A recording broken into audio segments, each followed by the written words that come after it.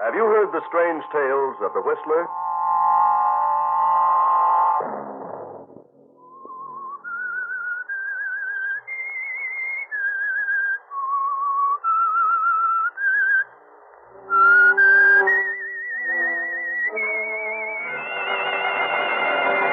I'm the Whistler.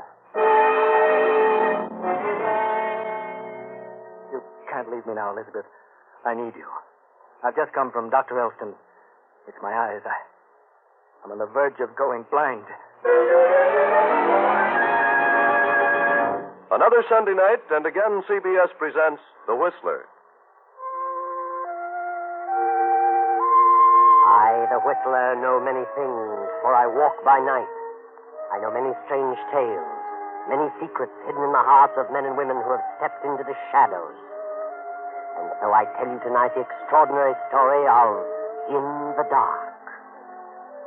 Thomas Northcote was a very busy man, a marine architect, a wealthy shipbuilder. And by the summer of 1940, he found himself working harder than ever and longer hours. He became the victim of severe headaches. So finally he visited his friend and physician, Dr. John Elston. The pain isn't constant, you say, Tom? No, it comes and goes. When it strikes, it's almost unbearable. Been working unusually long hours, haven't you? Yes. All day and for the past 6 months till midnight. What do you think is wrong with me? Well, when a man passes 40, he's subject to a lot more things than when he's younger. Yes, but what is wrong with me? Pretty exacting work, yours. Why don't you tell me? Can't afford to spend the day here. Oh, don't get excited. Calm down, I'll tell you. You won't like to hear it. What? You don't think I'm losing my mind? I didn't say that. But that's what you mean. Please, Tom. That's ridiculous. Why, I've known all about my family for 200 years back. Not a trace of insanity in one of them. I said nothing about insanity. Well, then, what are you talking about? Well, it is possible, however, to throw yourself completely off balance by overwork. Worry, mental strain. I know. Your nerves are shot to pieces. What does Elizabeth think about your working like this? I don't know. What can she say? It's got to be done. Well, Tom, you're going to let someone else do it for a while. What? I mean it. You're headed for a nervous breakdown. And something else. What else? Blindness. Good heavens. You have an eye condition which has become aggravated by environment. What can be done about it? Stop work immediately, rest, get outdoors, get away. For how long? A month at least, maybe longer. Put that yacht you built to some use. Been tied up for over a year. Are you sure about all this? Positive. All right, John. I've no choice in the matter. I'll drop in again in a few days. Of course. Goodbye, Tom.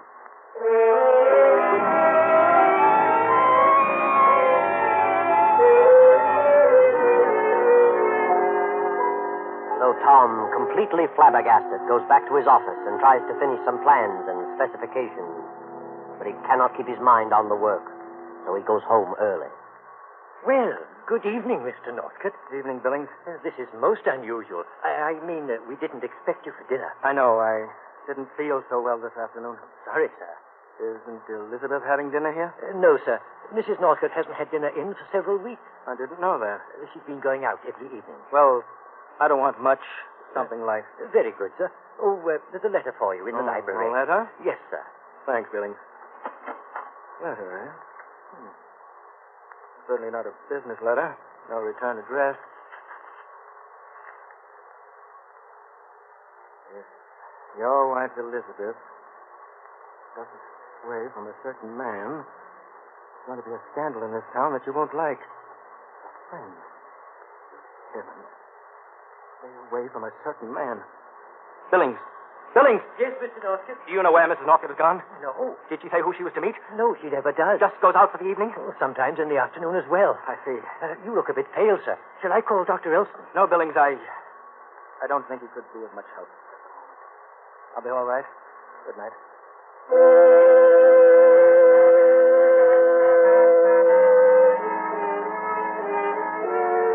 Tom moves slowly up the stairs to his room and goes to bed.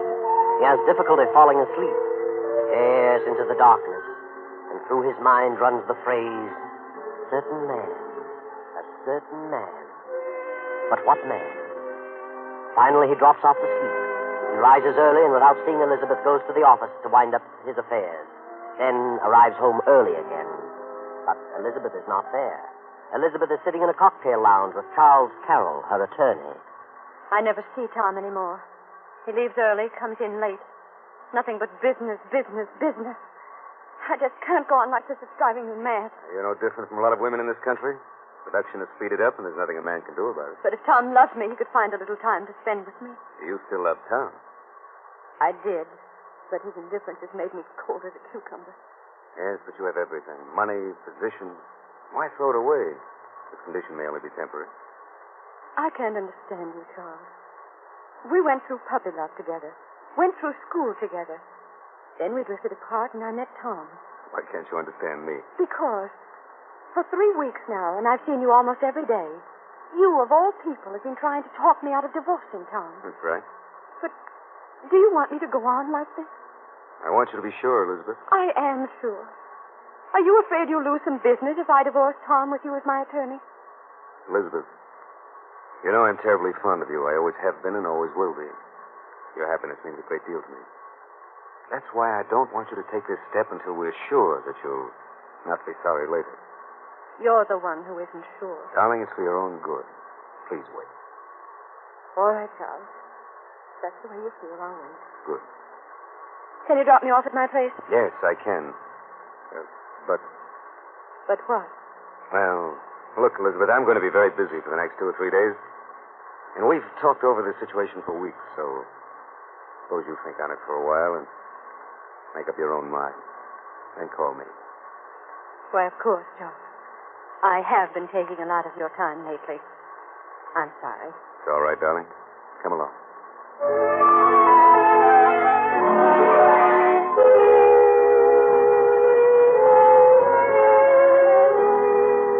Charles takes Elizabeth home and leaves her at the door.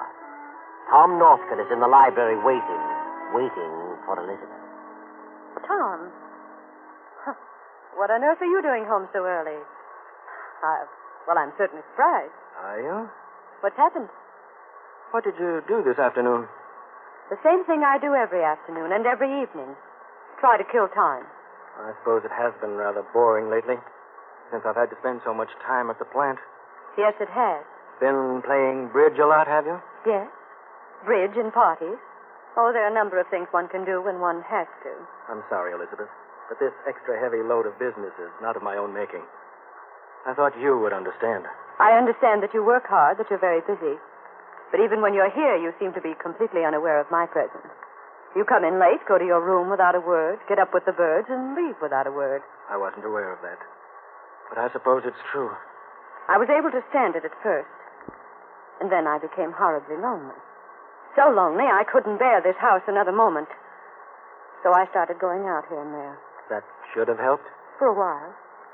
You had changed, Tom. I did attribute it to business, but when you changed so completely, became so indifferent toward me, I suddenly realized that you no longer loved me. And then I changed. You changed? Yes. Finding some way to occupy my time is no longer the difficulty. No. What is the difficulty? My difficulty is forcing myself to come back to this empty shell each night. You think I don't care for you? What else could I think? You're saying you've lost your affection for me. Yes. And you found someone who is more attentive? I have many friends whose company is most pleasant. A man? Friends. Men and women. Friends who understand. Elizabeth, they don't understand. And you don't understand. In another moment, you'll be telling me you want to leave me. I do. I can't stay here any longer. Then we'll both leave together. What? This is all a complete misunderstanding, Elizabeth. We love each other, regardless of what you think. This can be remedied very easily. No, Please Tom. listen to me. I need your help. Help? What do you mean? For some time now, I've been ill. I've said nothing about it, but it's grown worse. The pain has increased. Pain? Yes. In my head. In my eyes. Flashes of light. I went to see Dr. Elston. John. Yes, Dr. Elston. He told me that I must quit work, take a complete rest, or go blind. Blind? Oh, Tom, how awful. We'll take the yacht, Elizabeth. A long cruise. It'll save my sight, and it'll help us, too. We can pick up where we apparently left off. But, Tom, Please, Elizabeth, I need you. All right, Tom. I'll go. We can leave in a few days. And we needn't go alone. If you prefer, we can have some guests along. Oh, would that help? Yes. Yes, I believe it would. Very well. Who would you like? You select someone you'd like to have along, and I'll select someone. People we both know. Yes. Well, I'd like to have Yes? Dr. Elston. John. You'd like to have him along? Very much. His charming company, and besides, he may prove valuable. And it's John Elston. I'll ask him tomorrow. And say, how about Charles Carroll? Always liked Charlie. And Marge Durant. They're still engaged, aren't they? Why, I don't know. By George, Elizabeth, I'm going to enjoy this trip. I feel better already. I wonder if the doctor will join us. I'm sure he will. Well, if he turns me down, I'll let you talk to him. I'm sure you can persuade him.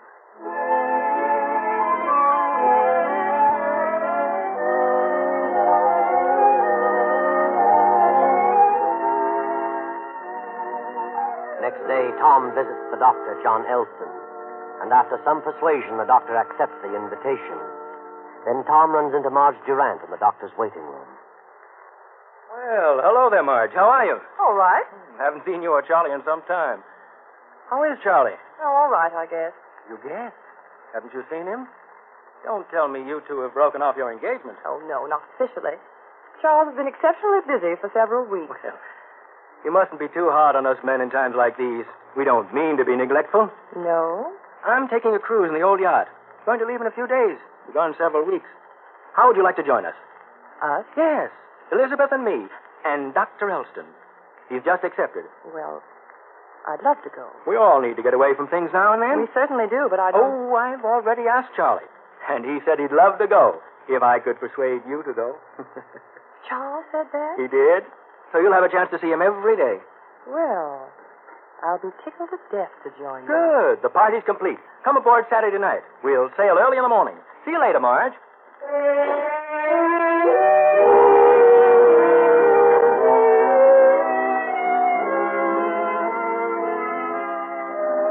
Now it is Saturday evening, the eve of departure. After an early dinner, Tom, suffering from severe head pains, goes to the library where he dozes in an armchair. Tom? Tom? Tom, wake up. Huh? What? Oh, Elizabeth. I must have had quite a nap. Well, the pains are gone. I'm glad of that. It's 8:30. We better leave for the yacht. 8:30? Good heavens. Turn on the lights, Elizabeth. What? Push the switch. Tom. What's wrong, Elizabeth? Tom, the lights are on. What? Elizabeth. Yes, I just turned them on. Good Lord. It's happened. Oh, Tom, I'm terribly sorry. Shall I call the doctor? No, wait. We better cancel the trip. No, please. I'd rather go on. And I'd rather we didn't say anything about this. I'm sure it'll pass. We'll go ahead. And I'll bluff it through for a while.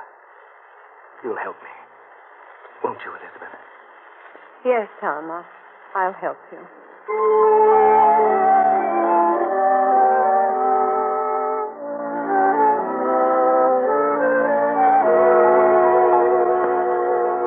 Tom notifies his skipper that he'll be late in coming aboard. Then, when he is sure his guests on the yacht have retired, he and Elizabeth arrive, and he goes to his cabin. Next morning, the guests lounge in the sun on the afterdeck. Tom appears and moves along the deck to the stern, stops, and leaning against the rail, lights his pipe. Morning, everybody. Wonderful day, isn't it? Yeah, clear as crystal. Where are we going? Does it matter, Marge? This is a cruise to nowhere. The less we know about where we're going, the bigger surprise we get when we get there. Don't you know? No, my skipper does. Makes it more interesting, don't you think, Dad? I suppose so. That was Elizabeth's idea. Wasn't it? Are you asking us? Oh, I thought Elizabeth... That is, I thought she told you. It's a swell idea just the same. Hey, Charles? Yeah, it's all right with me. Hope the weather stays like this. Yes, I was wondering about those dark clouds gathering off there. They mean anything, Tom? Oh, yes. Well, maybe not. Pretty black, aren't they? Yes, they are. Where are you looking? Over here, Tom, on the port side. Huh? Oh, those. Well, they are dark, but we may see them for days and never contact them. I hope you're right. I'm not much of a sailor. No? How about you, Elizabeth? Oh, good morning, dear. Sleep well? I've had the best rest in years. You look lovely this morning. Tom, what's wrong with you? What do you mean? Good morning, folks. Sorry to be such a sleepyhead, but I was dead tired. How do you feel, Tom? Why, I... Confound it, my best pipe. I'll get it. Wait a minute. Tom can get it. It's right at his feet. Tom. Here it is, Tom. When did this happen? Last evening? You weren't going to tell me. I'm to bluff it through. Yes. You knew it was going to happen this soon, but you said if I took a rest, it'd be all right. I didn't want to alarm you. I hoped my diagnosis was wrong. But you knew it wasn't. I'm sorry. Tell Captain Baker I want to see him in my cabin. Please forget all this and try to enjoy yourself. I'll help you to your cabin, Tom. No, thanks, Charlie. I designed this ship. I built it. I know every corner and cranny. What a rotten shame. Poor Tom. Poor fellow.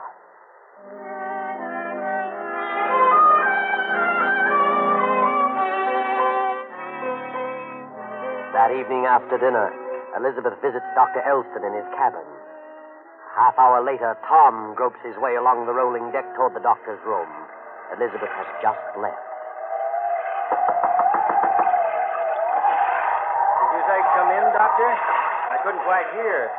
Storm coming up. Yes, of course. Come in, Tom. I wanted to talk with you, John, before I turned in. Certainly. Sit down, Tom. Yes. Here we are. Not a bad storm.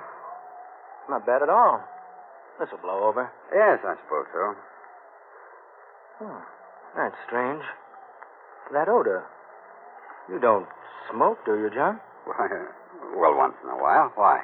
I smell a strong odor of tobacco. The same peculiar aromatic blend Elizabeth uses. Well, it's quite possible. Elizabeth was just here. Really?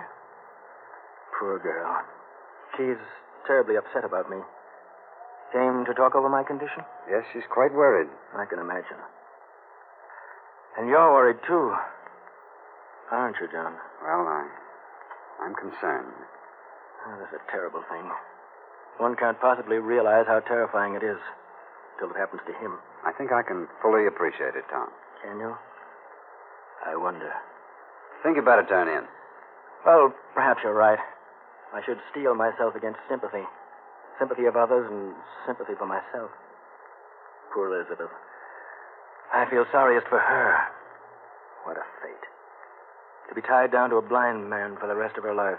She'll understand. I'll look after Elizabeth. Will you, John? That's awfully good of you. I appreciate that. Better run along to bed, Tom. Get all the rest you can. Yes. Yes, of course. Good night, John. Good night.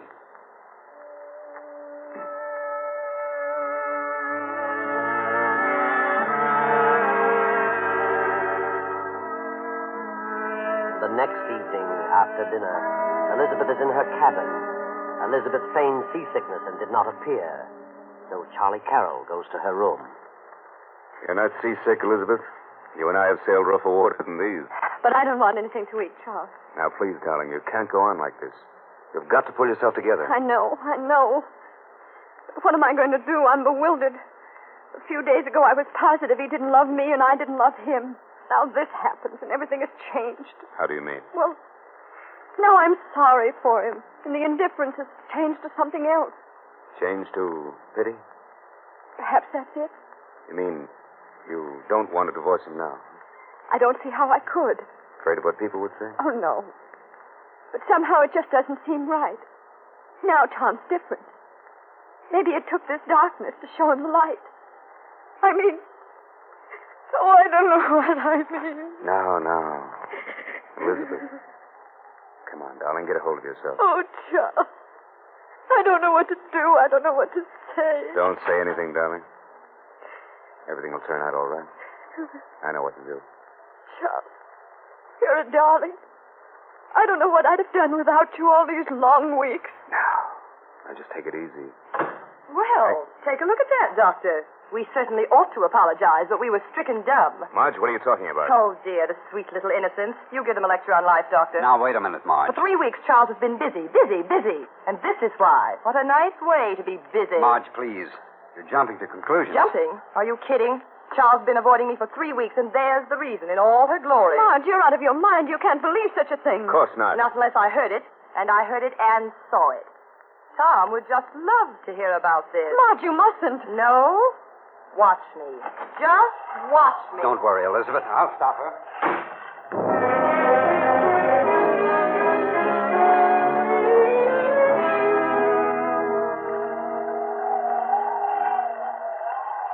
What is it, Doctor? Come in. Tom, I want to talk to you. What do you want, Doctor? I want you to turn the ship around and go home. Oh, but that's silly. You needn't worry about me. I think you should turn around. What are you so upset about? I insist that you take the ship back. You seem frightened, Doctor. What do you anticipate? An unpleasant situation exists aboard the ship. What? I'd rather not say. But I don't want to return. Unless you can give me a good reason. Can you? I'd rather not say. You're afraid of me, aren't you? Certainly not. I know what's troubling you. You know that I know about you. You and Elizabeth. What? Well, you're crazy. You and my wife have been seeing each other for weeks and weeks. You realize now that I know the truth. You're afraid that I might do something drastic. That I might kill you. Such nonsense. Wait a minute. Is that why you were so insistent that I come on the trip? Maybe. I don't know where you've got such an idea, but you're all mixed up. If she's been seeing anybody, it hasn't been me. Oh, come now. I didn't want to tell what I know, but I see now that I'll have to. You come with me to Elizabeth. Elizabeth? You expect me to believe that she'll tell the truth? You come along just the same. Let's wait till morning. Pretty rough weather tonight. Waves are breaking clear over the decks. No, I don't want to wait till morning. Now. Very well, Doctor. If you insist. I'll lead the way.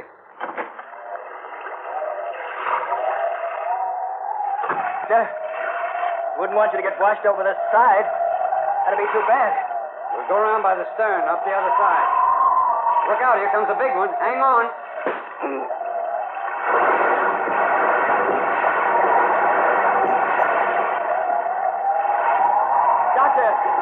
Doctor, where are you? Doctor! I've got him, Mr. Northcott. He almost went over. Is he? All right, Captain. He got a deep wound in the back of his head. Must have struck the opposite rail when the wave hit. I think he's dead, Northcott. Dead? Good Lord. He's dead, all right. I'll get him off the deck before we hit another big one. Better get back to your quarters, Mr. Northcott. Hang on to the rails.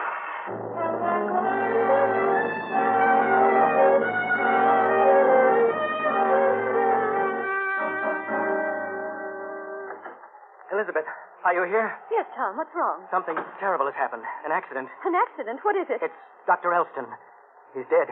Dead? What are you saying? He was coming along the afterdeck, and a big wave came over and washed him against the opposite side. Struck his head. The captain said he's dead. Well, why don't you say something? Elizabeth. Elizabeth. Charlie, I didn't know you were here. She's fainted. Fainted? Really? Well, that's strange. Elizabeth. You're all right, darling. Here, drink this. John. John. Oh, John. Oh, here you are, Tom. You're just the one I wanted to see. Yes, Marge? What's the matter with her? She fainted when I informed her that Dr. Elston had been killed. Doctor, what happened? A big wave tossed him across the deck. He struck his head on the opposite rail. Oh, Poor John. Let's turn back. I can't go on. And why can't you go on? I just can't. Please turn back. That's ridiculous. We'll have to bury him at sea, of course, but why shouldn't we go on? Are you out of your mind? No. Why are you so terribly upset about the doctor? Why? How can you ask such a thing? You sound as though you didn't care. Maybe I don't. But it's very obvious that you do. You're out of your mind. Would you faint if anything happened to me? No. But the doctor, that's different. What are you trying to say? What? You and the doctor. I found out days ago. You tried to blame me, but I know differently now. I received a letter from someone telling me that you were running around with a certain man. That man was John Elston. I never heard of such a lie. I haven't seen John in weeks. Who sent you that letter? I did. But I wasn't referring to John. You sent it. And who did you mean? I meant you. You and Elizabeth. You've been seeing each other every day for weeks. You and Elizabeth think you're clever, but you're not. You sent the letter? Yes. And it wasn't John? No, it was Charles. I've seen them. They've been meeting every day for weeks. We have been meeting every day for weeks. You admit it, then? Certainly, but not for the reason you think. You're both stupid. Then why were you meeting? Charles and I are old friends. And he is an attorney, my attorney. We've been discussing a divorce. Divorce? Yes, I was determined to divorce you. But Charles tried to talk me out of it. We've been arguing for weeks. Certainly. Marge, you're nothing but a silly little troublemaker. I've known that for a long time. Now, maybe you know why I broke off with you, why I stopped seeing you. I wouldn't trust you across the street. Now do you believe me, Tom? Come in. Mr. Northcott. Dr. Elston just died. Just died? Why, I thought he was dead when you found him on the deck. So did I. When I got into his stateroom, he regained consciousness for a few moments. What? Yes. I saw the wave strike, Mr. Northcott. And I also saw what happened just before it struck. Yes, Captain, go on. This man here is Johnson, one of the crew. He was with me when Dr. Elston regained consciousness. Tell him what the doctor said just before he died, Johnson. Well, Dr. Elston said that he was walking ahead of Mr. Northcott, and just before the wave came over, he turned around suddenly. As he did, Tom, Mr. Northcott, struck him on the head with something. He fell, and the wave washed him across the deck. That's right. Then he died. Search, Mr. Northcott, Johnson. This is ridiculous. I own this ship. But I'm the captain. Sorry, Mr. Northcott. Oh. Here you are, Captain. A gun. Mr. Northcott, you're under arrest. And you're fired. Both of you. Yes, Mr. Northcott, that's to be expected. But not until we tie up in New York. It's quite natural that you'll have no further use for this ship after I turn you over to the police. You're a fool. Johnson, radio port officials in New York. And ask Mr. Swenson to put about. Well, Tom, you had a plan, a setup for a perfect crime. But like all so-called perfect crimes, it failed. You jumped to conclusions, worked a little too fast. Marge was wrong in her suspicions, and you followed along without investigating the source of the letter. Now Marge has lost Charles forever, and you have definitely lost Elizabeth. You deserve what's coming to you. You planned the cruise with a diabolical purpose, and furthermore, you did not lose your eyesight. That was a hoax, a trick to trap the man. But very soon you will lose your sight, and your hearing, and your speech. In fact, you lose all your faculties, because you'll be dead. I know.